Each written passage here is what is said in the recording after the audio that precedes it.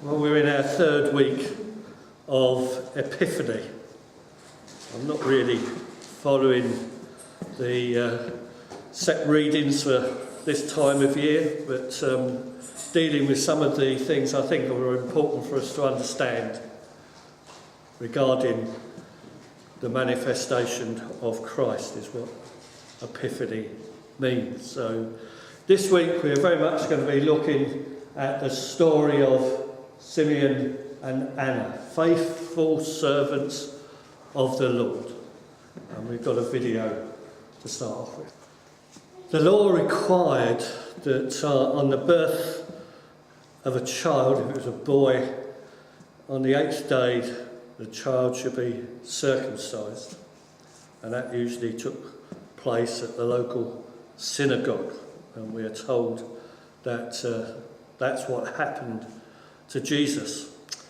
But then the law said that the mother had to go to Jerusalem for purification after a boy's birth, and they were to offer a sacrifice. The first boy child too also needed to be redeemed, and so they took Jesus to the temple. If they were staying in Bethlehem, which they believe they were, that was about half a day's walk away. People of that age wouldn't have been unfamiliar to doing that sort of walking. So they took the child up to the temple.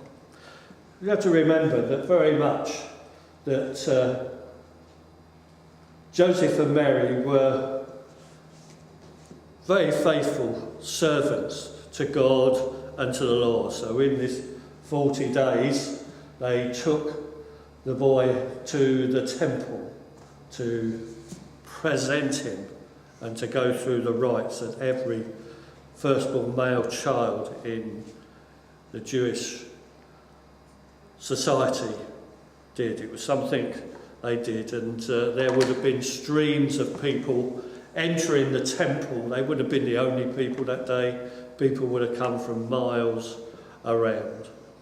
But within this story, we see of two faithful people, Simeon and Anna, in Luke 2:22 to 38.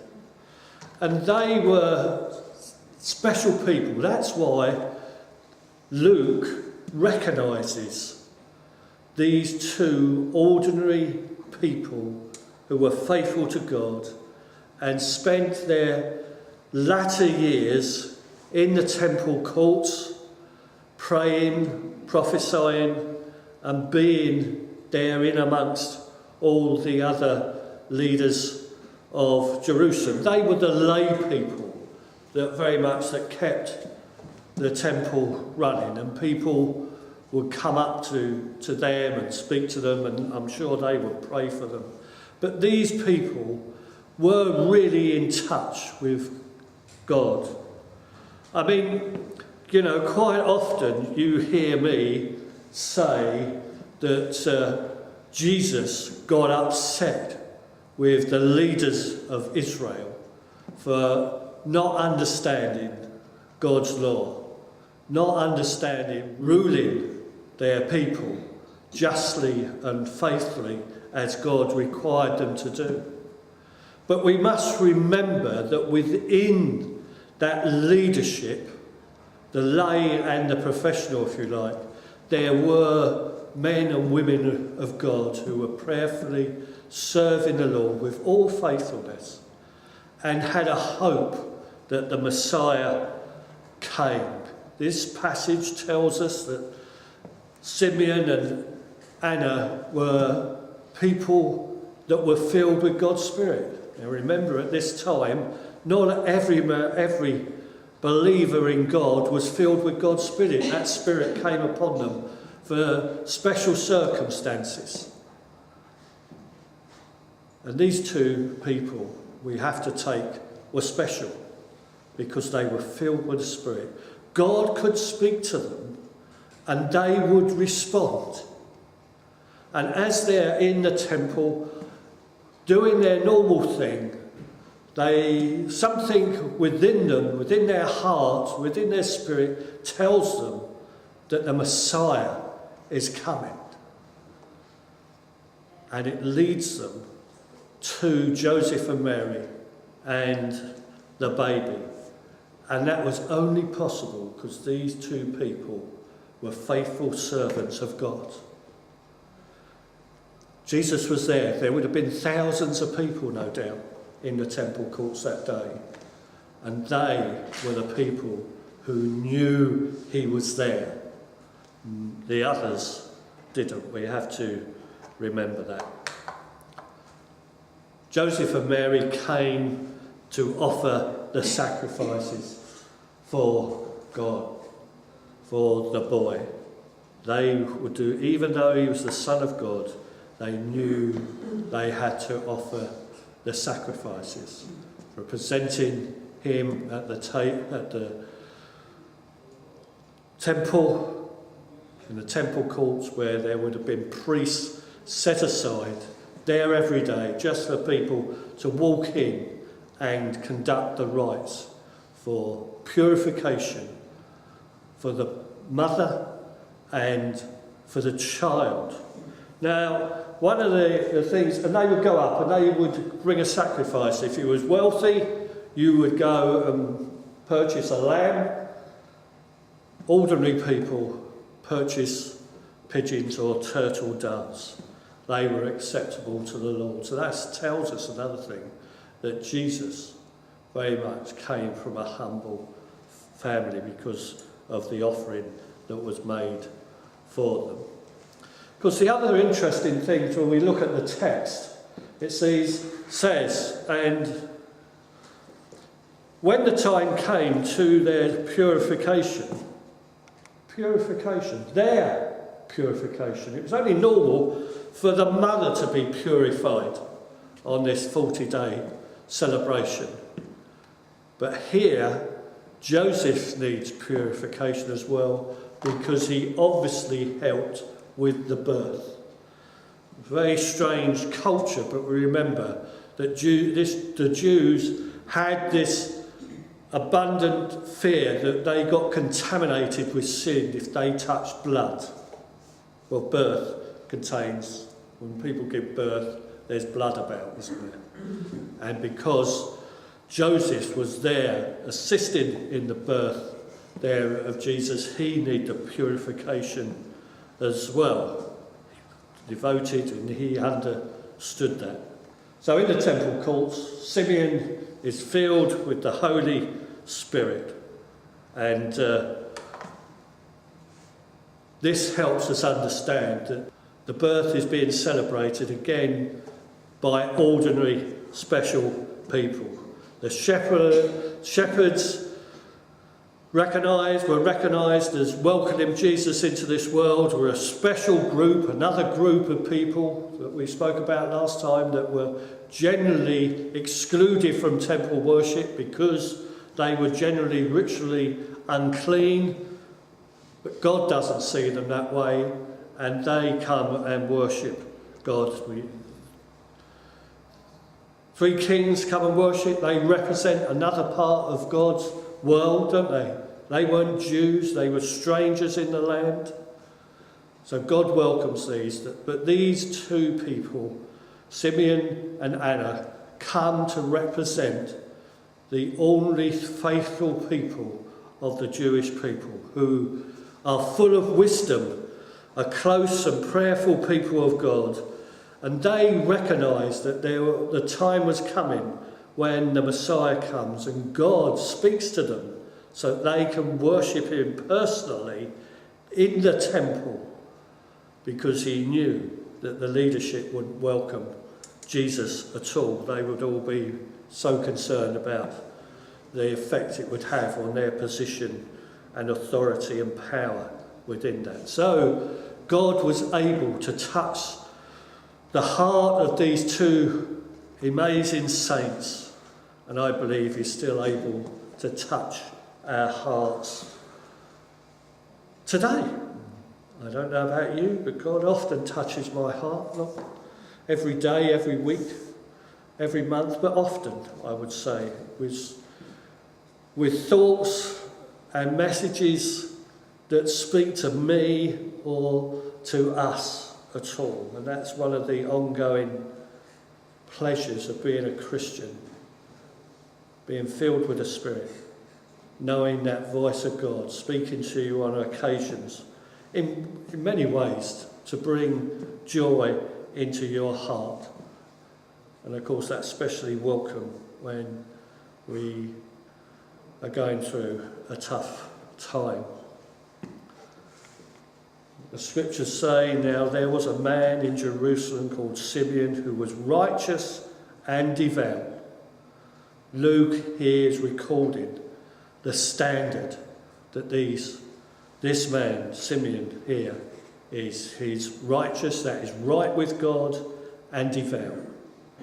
And if we're right with God, that's how God sees us.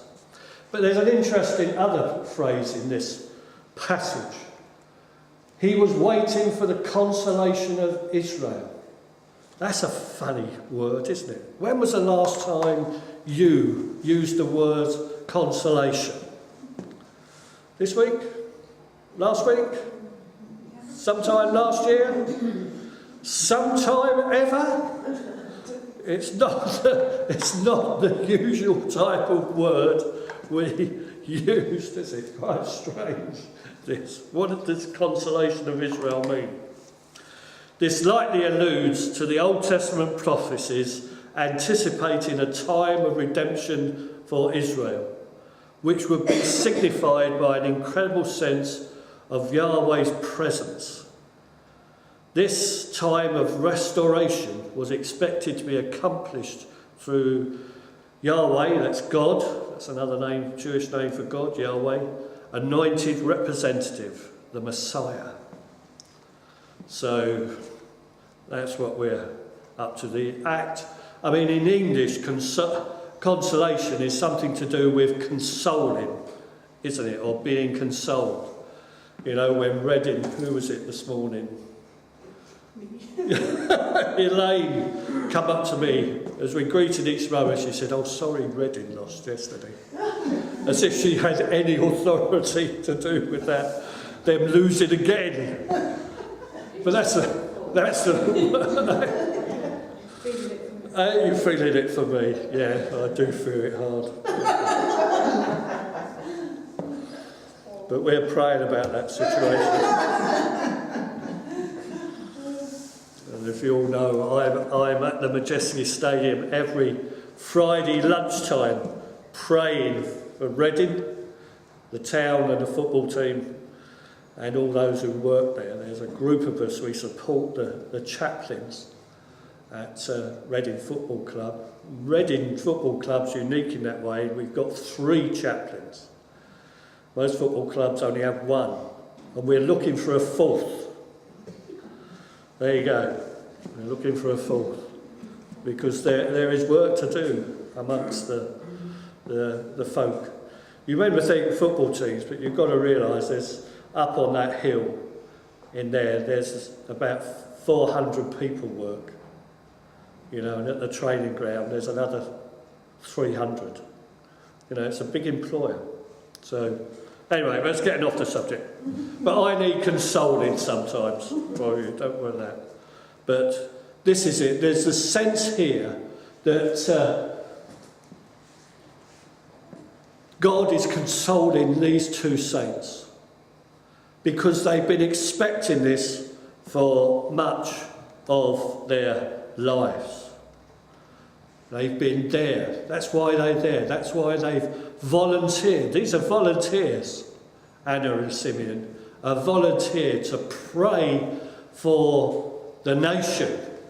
They recognise that the temple is a spiritual place in Israel and people need to be there. Not just the officials and the paid, the volunteers. It's the same with all Christian organisations today. The volunteer prayers are the ones that uplift and bring about movements of God. And it must have been an amazing experience for these two, Simeon there, day by day, week by week, year by year, believing and hoping, and then suddenly God inspires him and says, he's here today. And what happens? He bursts out in song, doesn't he? The presence of God in his hands caused him to burst out in song. We saw that with Zechariah, didn't we, and Mary. It quite often happens with people of God, burst out in song. So here we go. Simeon took him in his arms and praised God, saying, Master, now you are dismissing your servant in peace, according to your word. For my eyes have seen your salvation, which you have prepared in the presence of all peoples, a light for the revelation of the Gentiles, for the glory of your people Israel. And the child's father and mother were amazed at what was being said about it. So not only was this a good time for Simeon and Anna, it was a good time for Mary and Joseph, because all the trust they had put in God in bearing his son, the Messiah, comes with assurance. Came with the assurance of the shepherds, it came with assurance of Simeon and Anna, it came with assurance from the king that this is God really working his purposes out. And we've got this lovely song, which is, for many of us we know who grew up in Anglican circles, the Nunc Dimittis. You know, the opening words, now let us depart.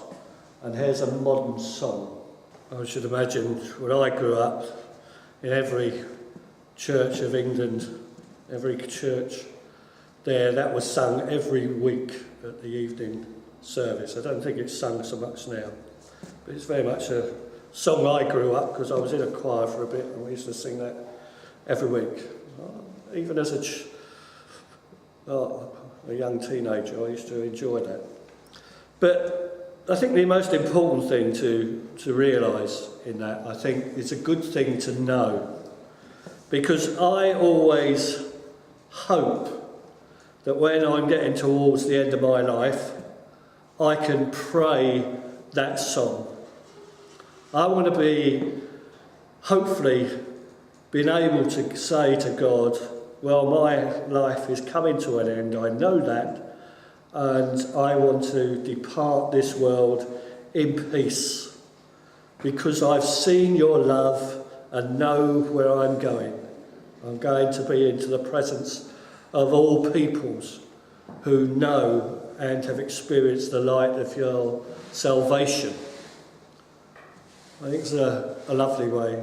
I've had the privilege on a couple of occasions when I've been with Christians who are in their last moments of life, and that's the prayer I prayed over them, because I believe that we should be free to say that, to give God permission to say, well, we know where we're going and we want to depart in peace, and it's not time for us to fight for life anymore. That's my view. I don't know, we can have a discussion about that later if you like. But that's why I love that song, those words. Inspired by this faithful servant in the temple, a man of God, man of prayer, man filled with Holy Spirit. When he holds the Messiah in his hands, he's able to pen these words, which 2,000 years further on are still relevant to us today. Faithful service rewarded. This is what's going on here, isn't it? He can pray that. He realises he's getting to the eve time of his life. And he can depart in peace now, because he's seen the salvation of the Lord. He knows that God is working amongst his people and in his life especially. And he can identify with that and the timing of it and rejoice. And he's been, if you like, consoled. So we move on a bit to Anna, the prophetess. Now, if we read the scriptures about Anna, many people think she was over 100 years old. It's a bit confusing, the text about being married, but I think she was certainly a very elderly lady. I mean, it's strange, it's like all these things, when we come to watch some of these films of the life of Jesus as an interpretation this way, I believe it shows Anna in the background in this way, film, but I think that Anna was up front and as close to Jesus as certainly Simeon was. And she is one of these people in the Bible, only a few verses, easy to miss, but she's got a vital part. I think it's got a special part for women. It shows that within the spiritual life of the temple there in Jerusalem, there were women in prominent places, part of the worship. It says she's a prophetess. That would mean that people went to her to be prayed for and expected to perhaps receive a prophecy about their life. So here is a woman who's been faithfully doing that for 84 years. That's some journey, isn't it? Serving God for 84 years that she's been there. I expect some people thought probably she's a bit batty, but if they thought that, they didn't know what they were missing. So she lived a life for God. She wasn't succumbed to being self-pity or anxious about her state, losing her husband after only a few years and having to fend for herself within the temple courts. She's there because she's happy, being in the centre of the worship of the nation, praising God all day long and providing a valuable service to the people who visited the temple. I think it's a very wonderful way that comes out in the scriptures, and we need to remember that, and gives authority to the way the church has changed as they see women in leadership these days. You can't ignore the fact of all the things that God could have picked out that celebrated Jesus' arrival on earth as a babe, a faithful elderly woman prophetess is amongst the people who are recorded forever, worshipping him and giving assurance to Mary and Joseph.